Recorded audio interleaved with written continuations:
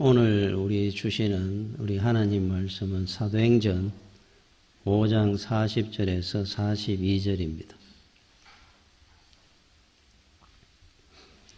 그들이 옳게 여겨 사도들을 불러들여 채찍질하며 예수의 이름으로 말하는 것을 금하고 놓으니 사도들은 그 이름을 위하여 능욕받는 일에 합당한 자로 여기심을 기뻐하면서 공회 앞을 떠나니라. 그들이 날마다 성전에 있든지 집에 있든지 예수는 그리스도라고 가르치기와 전도하기를 그치지 아니하니라. 아멘. 오늘은 종려주일입니다. 주님께서 십자가를 지시기 위해서 예루살렘으로 입성하신 날입니다. 그래서 내일부터 한 주간은 고난주간이라 그러죠. 성금요일, 주님이 십자가 지신 금요일이 있는 주간입니다. 그 한 주간 동안 주님은 많은 말씀을, 종말에 대한, 천국에 대한 여러 비유의 말씀도 많이 하시고, 그러면서 성금요일을 준비하셨다가 이제 십자가에 달려 돌아가시고, 다음 주일은 이제 부활주일입니다. 주님이 사흘 만에 죽음에서 살아나신 부활절입니다. 기독교의 가장 큰 절기는 부활절입니다. 제일 큰 절기죠. 그 이상의 절기는 없습니다. 우리를 대신해서 죄와 사망으로부터 우리 죄를 대속하시고, 여러분, 대속이라는 말은 죄값을 대신 치르다 하는 뜻이에요. 그래서 우리 죄를 우리는 늘 대속하셨다. 그러니까 그 의미에 대해 잘 모르는 분들이 있습니다. 우리 죄값을 대신 진다 하는 것이 대속입니다. 대신 대속하시고 십자가의 제물이 되어 주셔서 우리의 죽음을 주님이 대신 죽으시고 주님은 살아나심으로 우리 또한 같이 부활하게 되는, 죽어도 죽지 않은 영원한 생명을 얻게 된 사건입니다. 원래 에덴 동산에 살 때 아담과 하와는 서로 간에 부끄러움과 수치가 없었습니다. 사람을 볼 때 단점이나 잘못된 것이 눈에 안 보였어요. 서로 좋은 것만 보고 사랑할 일만 있었고. 자, 사단이, 뱀이 그를 속였습니다. 네가 저 선악과, 하나님 먹지 말라고 하는 저 선악과를 먹으면은 하나님처럼 눈이 밝아지게 될 것이다. 모르는 것이 없게 될 것이다. 만세우까지도 알게 될 것이다. 속입니다. 거기에 속아가지고 하와가 먹게 되고 아담도 먹게 되고. 자, 먹고 난 뒤에 눈이 밝아졌는데 상대방의 단점, 수치, 부끄러움을 보게 되는 눈이 밝아진 겁니다. 죄로 말미암아 죄의 눈이 밝아진 거죠. 그래서 그들은 서로를 보면서 부끄러움과 수치가 없었는데 부끄러워지고 무화과 나뭇잎으로 치마를 해와 입었다고 합니다. 하나님께서 그들의 부끄러움과 수치를 가리워주기 위해서 가죽옷을 해서 입혔어요. 그게 창세기 3장 21절에 나옵니다. 여호와 하나님이 아담과 그의 아내를 위하여 가죽옷을 지어 입히시니라. 동물보호단체에서는 그 모피코트, 아그백, 그 반대운동을 하죠. 모피코트 하나를 위해서 여러 마리의 동물들이 또 여러 마리의 악어들이 학살을 당하는, 그래서 그걸 입지 말고 갖지 말자 반대운동을 합니다. 자, 오늘 이 말씀을 통해서 우리에게 주고자 하는 의미가 있어요. 아담과 하와의 부끄러움과 수치를 가리기 위해서 가죽옷에 제물이 된 동물이 있었을 것이다라는 의미입니다. 어느 동물인가 죽었으니까 가죽이 나왔겠죠. 바로 예수 그리스도의 십자가의 제물을 상징을 하는 겁니다. 주님이 죽으심으로 우리에게 영원한 수치와 부끄러움, 죄와 사망으로부터 구원을 하신 주님이 제물이 된 가죽옷을 우리한테 주신 주님은 제물이었어요. 그거를 창세기 3장에서 이미 예언을 하신 겁니다. 그래서 흔히 우리는 이런 말을 합니다. 예수님의 죽으심으로 말미암아 내가 살았으므로. 주님의 죽으심의 그 고난을 우리는 함께 동참하는 믿음의 길을 우리는 가야 하노라고. 오늘 여기 40절 41절에 이런 말씀이 나오죠. 그들이 옳게 여기에 사도들을 불러들여 채찍질하며 예수의 이름으로 말하는 것을 금하고 놓으니 사도들은 그 이름을 위하여 능욕받는 일에 합당한 자로 여기심을 기뻐하면서 공의 앞을 떠나니라. 기뻐하더라 그럽니다. 많은 핍박을 당하는데도 기뻐하더라 그럽니다. 플라톤은 그런 말을 했습니다. 행복이라는 것은 만족이다 이런 말을 했어요. 그런데 여러분 이 땅의 삶에 만족이 있습니까? 재물을 얼마나 가지면은 여러분은 만족할 것 같습니까? 10억, 100억, 100억을 가져보십시오. 100억에 만족하는가? 요즘 서울의 아파트 한 채도 100억이 넘는다는데 100억 갖고 어떻게 살아? 그럴 겁니다. 장영자라는 분은 뭐 수백억을 가졌던 것 같은데 늘 더 갖고 싶어가지고 더 큰 죄를 짓기도 하고 명예, 남들이 나를 어느 정도로 알아주고 인정을 해야 여러분이 만족할 것 같습니까? 건강, 오히려 이런 말을 합니다. 일병장수라 그럽니다. 너무 건강해가 방탕한 것보다 오히려 건강관리를 조금씩 하면서 하는 것이 더 유익하다는 거예요. 그렇죠? 모든 것은 차고 넘치도록 채워지면 안 됩니다. 자, 그러면은 이 땅에 우리 인간의 죄된 마음에는 만족이 없습니다. 그래 따지면 만족은 없습니다. 다른 말로 하면은 행복은 없다는 겁니다. 행복이 만족이고 만족이 행복이라면은 행복은 없습니다. 이 땅에. 그런데 어떻게 기쁨, 오늘 사도들의 삶을 보면은 만족, 행복 이걸 우리가 누리는 것을 봅니다. 예수 그리스도입니다. 예수 그리스도는 우리의 전부고 기쁨이요 행복이기 때문에 세상 다 누려도 그 행복과 만족을 못 누리는데 예수만 들어오면은 차고 넘치는 거예요. 다 가져도 못 누리는 걸 다 없어도 초가상가에 살아도 예수 안에는 행복이 있더라는 겁니다. 세상 사람 날 부러워하니 하여도 나도 세상 사람들이 부럽지 않네. 하나님의 은혜를 생각할 때에 할렐루야 찬송이 저절로 나네. 세상 사람들이 나를 보고 안 부러워해도 나는 가진 것도 부족하고 배운 것도 부족하고 잘하는 것도 없어도 그죠? 나도 그 사람들이 안 부럽습니다. 그래요. 왜냐하면 나는 예수를 믿고 사니까. 답은 예수 그리스도입니다. 진정한 행복과 기쁨은 예수 안에 있다는 겁니다. 자, 오늘 여기 본문에 이 배경이 된 내용이 있습니다. 왜 이들이 이렇게 채찍질을 당하고 다시는 예수를 전하지 마라 금하고 내놓게 됐느냐 하면은 그 앞부분에 5장 31절, 33절부터 39절까지 이런 내용이 나와요. 제가 잠깐 읽어보겠습니다. 그들이 듣고 크게 노하여 사도들을 없이하고자 할세 예수 그리스도를 전했거든요. 이단 종교라고 그 당시에는 판단했습니다. 바리새인 가말리엘은 율법 교사로 모든 백성에게 존경을 받는 자라 공회 중에 일어나 명하여 사도들을 잠깐 밖에 나가게 하고 말하되 이스라엘 사람들아 너희가 이 사람들에 대하여 어떻게 하려는지 조심하라.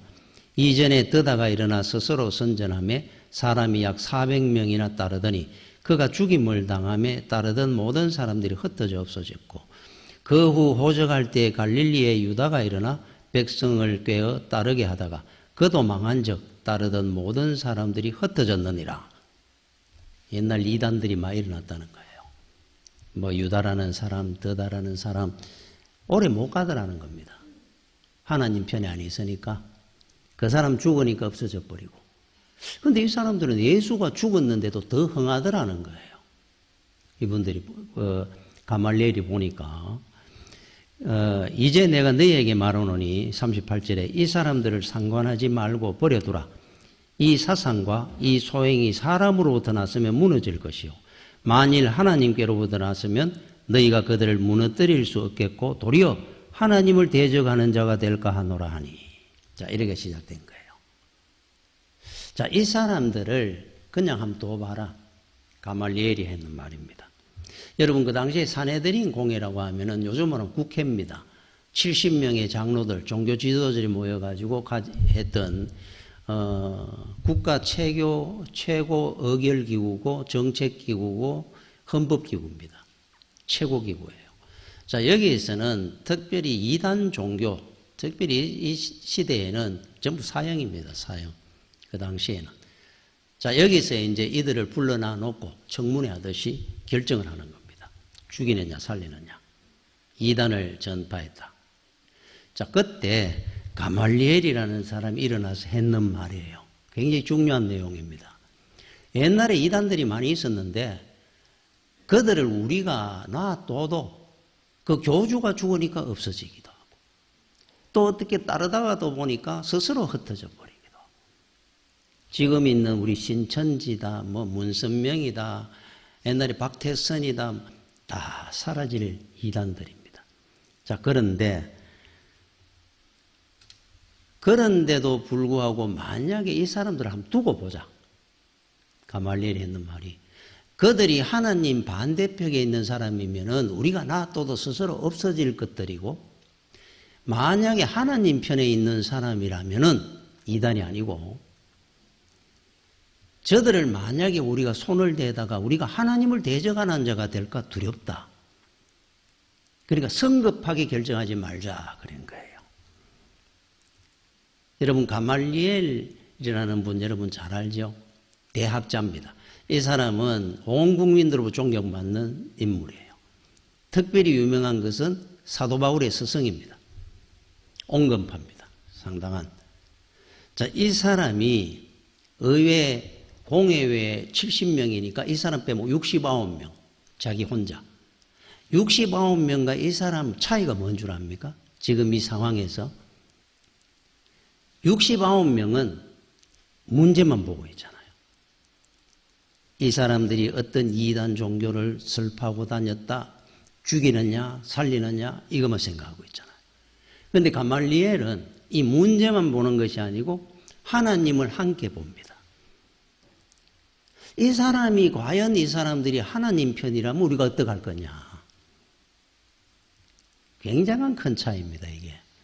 왜 우리가 믿음 생활하다가 낙심이 오고 실망하고 그 이유가 뭐냐면은 여러분이 살다가 어려움이 있을 수도 있고 어떤 문제가 생길 수 있습니다. 시험 들 수도 있고. 그럴 때 그 문제만 보면은 다 시험에 빠집니다. 그 문제만 보면은 다 실족합니다. 어떤 일이 있어도 여러분 인생 살다가 어려움이 있을 때는 그 어려움만 보지 말고 가말리엘처럼 하나님과 어려움을 함께 보는 사람이 돼야 돼요. 그러면은 절대로 여러분 시험 들 일이 없습니다. 더 큰 의미를 보게 됩니다. 그 고난 가운데서도. 그래서 꼭 알아야 될 중에 하나는 앞으로 여러분 인생 살다가 신앙생활하는 가운데 또 이런 일이 일어날 수 있고 시험 들 일이. 아니면 인생 살다가도 여러분 어려운 문제가 생길 수 있습니다. 그럴 때는 반드시 문제만 보면 안 됩니다. 그 문제와 하나님을 함께 보는 눈을 갖고 있어야 돼요. 가말리엘처럼. 자, 그러고 난 뒤에 41절에 사도들은 그 이름을 위하여 능력받는 일에 합당한 자로 여기심을 기뻐하면서 공회 앞을 떠나니라. 이 고난당하고 핍박당하는 일에 우리는 합당한 자다.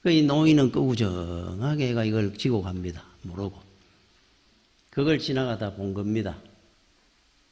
자기 차를 타고 가다 세워가 이래 봤습니다. 너희들 왜 그러느냐? 안 그러고. 나중에 그들이 다 빼가고 웃음이 그러고는 한 3분의 1은 다 훔쳐갔어요. 그 노인이 얼마나 속이 상하겠습니까?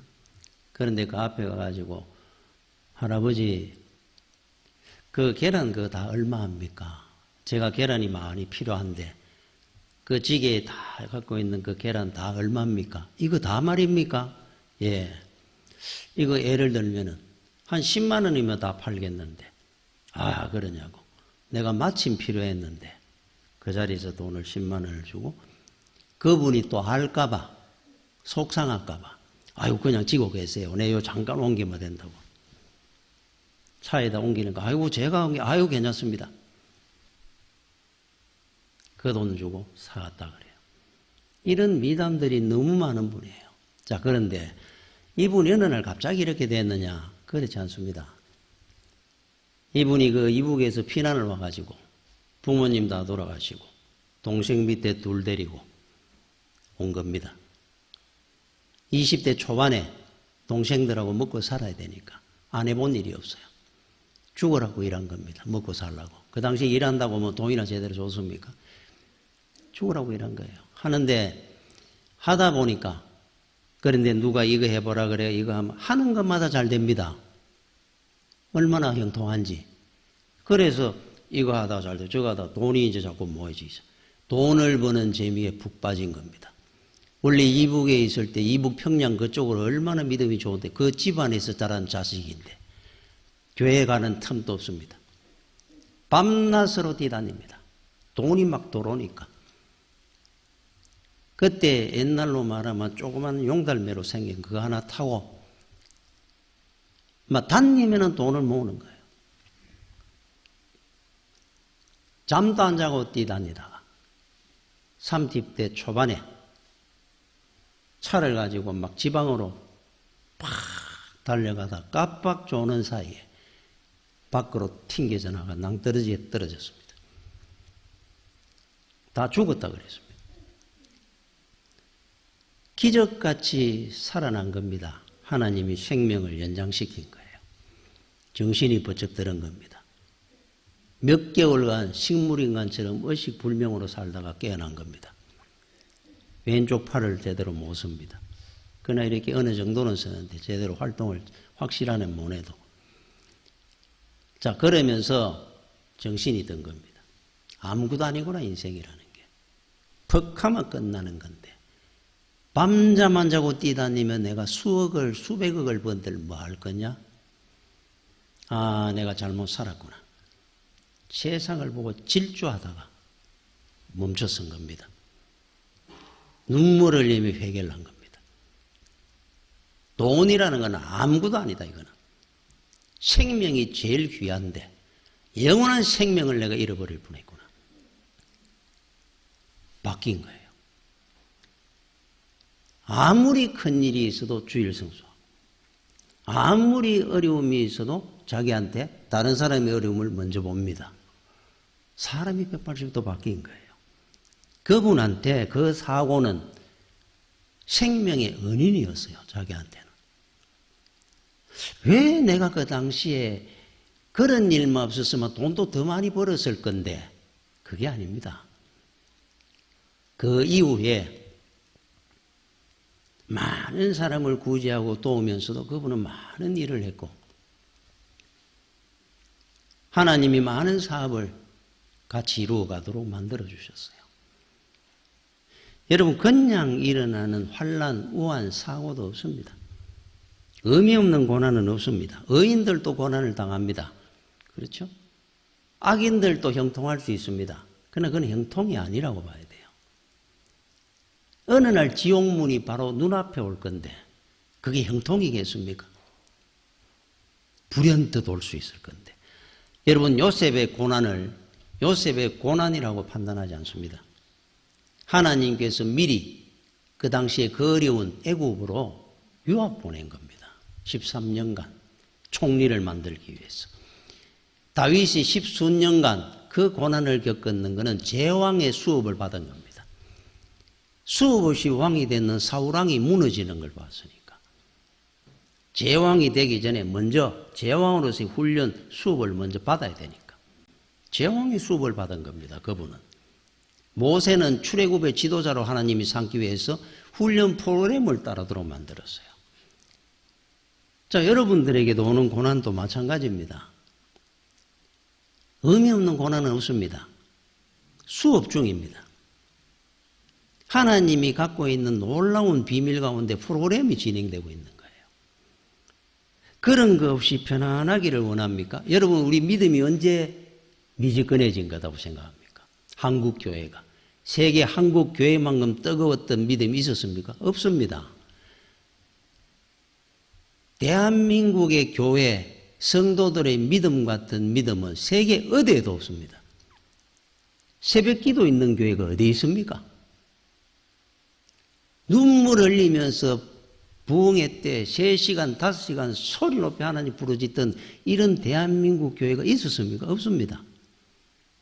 그때는 핍박이 있었거든요.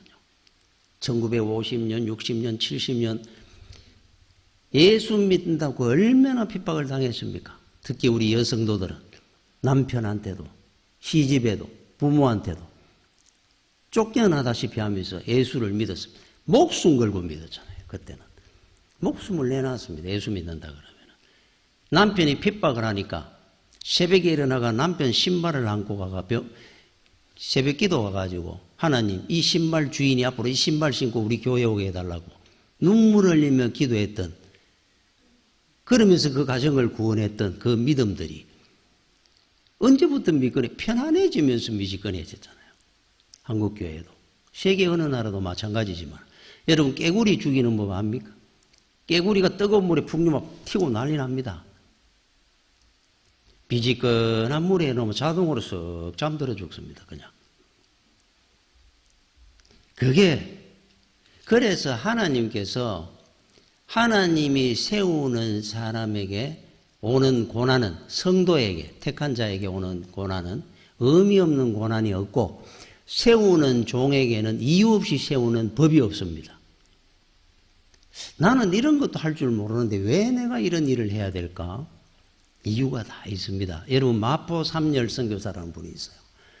우리나라에 1890년도에 우리나라 선교사로 왔던 분인데 이분이 46년간 우리나라 선교사 활동을 했습니다. 사무엘 모펫 그러니까 마포 삼열. 이분은 우리나라 평양신학교를 설립한 분입니다. 또 숭실대 전신의 숭실 전문 학원 설립 일원입니다. 그때 얼마나 우리나라가 교육이고 의료고 모든 분야가 다르겠지만 열악했습니까? 돈이 없었잖아요. 가난하고. 근데 이분이 특징이 뭐냐 하면은 의학에 전혀 재능이 없어요. 우리나라 사람이 아프리카든 어디든 가면 2, 3년 안에 그 현지말 거의 다 이래 유창하게는 못 할 수는 있어도 다 듣고 말하는 어느 정도는 하잖아요. 2, 3년 지나면은 선교사로 간 분들도 일반인들도 그래 하죠.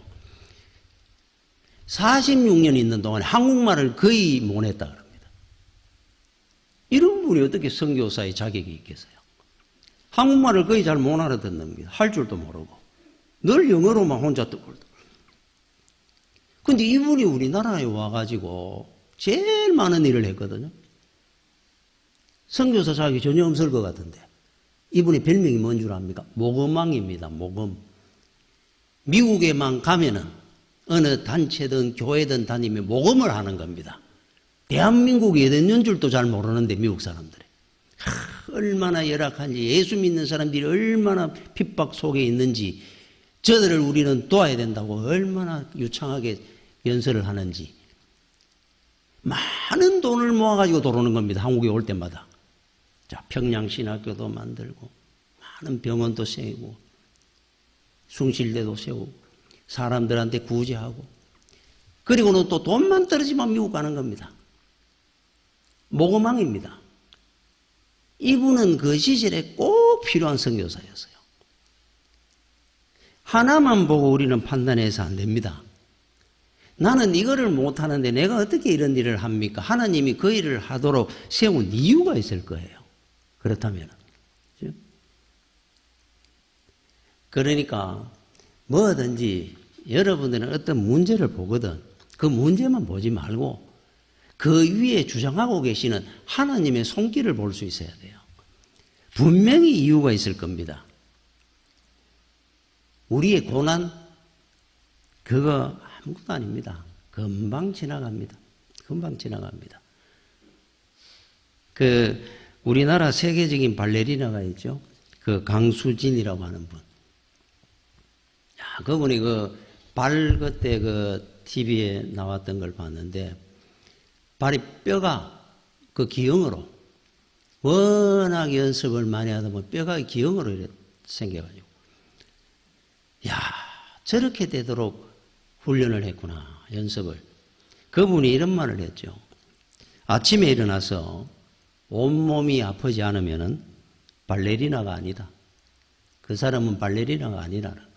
아침에 일어나면 온몸이 아파야 된다. 발레리나가 되는 거예요. 그 사람이 진짜 프로입니다, 프로. 여러분이 예수를 믿으면서 그저 평안하고 하는 일만 형통하고 이 땅에서 그냥 눈에 보이는 복이나 챙기고 싶고 프로가 아닙니다. 그 사람은. 사도들 한번 보십시오. 예수의 이름 때문에 혹 여러분들이 핍박당하는 일이고 어려움이 있을 때 그때 프로가 뭔지를 보여주는 사람이 진짜 크리스찬입니다. 여러분 요한복음에 보면은 요한복음 19장 5절에 이런 말씀이 나옵니다. 요한복음 19장 5절에 이에 예수께서 가시관을 쓰고 가시관을 피가 뚝뚝 흐릅니다. 얼마나 아팠겠습니까? 자색 옷을 입고 나오시니 빌라도가 그들에게 말하되 보라 이 사람이로다. 이런 말을 했어요. 빌라도가 재판을 한다고 예수를 불러들이라 그랬습니다. 예수가 끌려 나옵니다. 가시관을 콕 눌러 세웠습니다. 그 삐쭉삐쭉한 가시가 피가 뚝뚝 흘러 내려옵니다. 붉은 옷을 입었습니다. 끌려 나왔는데 그때 빌라도는 알았습니다. 이분은 죄가 없다는 것을. 그런데도 놀라운 것은 죄가 없는데도 이렇게 온몸에 피투성이가 되도록 채찍질을 당하고 가시관을 쓰고 재판을 받는다고 끌려 나오는데 그 얼굴을 보며 깜짝 놀란 겁니다. 그 얼굴에 분노도 억울함도 없는 거예요. 그렇게 평안할 수가 없습니다. 평안합니다. 그 모습을 보면서 빌라도가 놀라워하면서 했는 말입니다. 보라, 이 사람이로다. 에케 호모. 그랬어요. 보네폰 목사님이 복음주의 신학 총서라는 글에 에케 호모라는 단어를 썼습니다. 에케 호모. 저 사람을 봐라. 놀랍지 않느냐? 이런 말이에요. 어떻게 우리 인간으로서 저렇게 평안할 수가 있겠느냐? 억울하고 분노가 생겨도 생길 건데. 아니, 어떻게 저런 사람이 있지? 이렇게 호모. 그랬어요. 리빙스턴이 아프리카 선교를 하며 풍토병에 얼마나 고생을 많이 했습니다. 선교 보고를 한다고 영국에 교회에 와가지고 선교 보고가 끝나고 나니까 치하를 합니다. 그렇게 많은 고난 가운데 희생을 하면서 살았는 데 대해서 우리가 박수를 한번 칩시다. 안 됩니다. 그랬어요.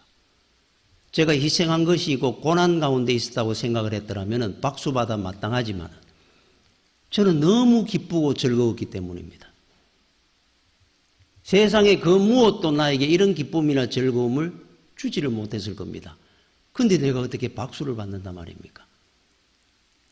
이 말하고 어떤 말 여러분 들은 기억 없습니까? 사도 바울이 로마 감옥에서 기뻐하고 나는 기뻐하리라 그랬잖아요. 감옥 안에서. 똑같은 말입니다. 예수 믿고 사는 것이 나에게 전부고 나의 기쁨입니다. 그랬어요. 자, 여러분들에게 제가 이제 말씀하기를 이제 세상에 나가거든 보여주십시오.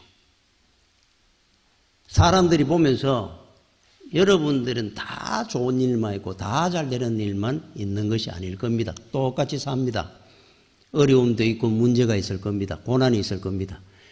그들처럼 똑같이 머리 사매고 죽는다 산다 그러면 다른 게 하나도 없죠. 앞으로 여러분의 별명이 그 사람들에게 에케 호모라는 말을 듣도록, 야, 저 사람은 한번 봐봐. 우리하고 똑같이 사는데 뭔가 다른 것 같아. 이게 프로크리스찬이에요. 이게 사도들의 믿음입니다. 저렇게 어려운데도 불구하고 저렇게 평안할 수가 있을까? 저렇게 늘 입만 열면 찬송을 하고 기뻐하고 살 수 있단 말이냐? 우리는 예수가 있으니까 주님이 우리한테 모범을 보여주신 겁니다. 이렇게 호모. 빌라도가 놀랬으니까. 앞으로 여러분들이 여러분의 친척이든 친구든 이웃이 여러분을 보면서 그게 전도지입니다. 살아있는 전도지. 에케 호모라는 말을 들을 수 있는 믿음의 길을 가는 여러분들이 되시기를 축원합니다. 기도하겠습니다. 아버지 은혜를 감사를 드립니다. 참 부족하고 연약한데도 하나님의 귀한 종으로 쓰임받게 해주심을 감사를 드립니다. 항상 어떤 어려움이 있더라도 우리 주님처럼 아버지 주님의 고난에 동참할 수 있는 강건한 믿음 주셔서 늘 승리할 수 있도록 인도하여 주시옵소서. 예수님 이름으로 기도드립니다. 아멘.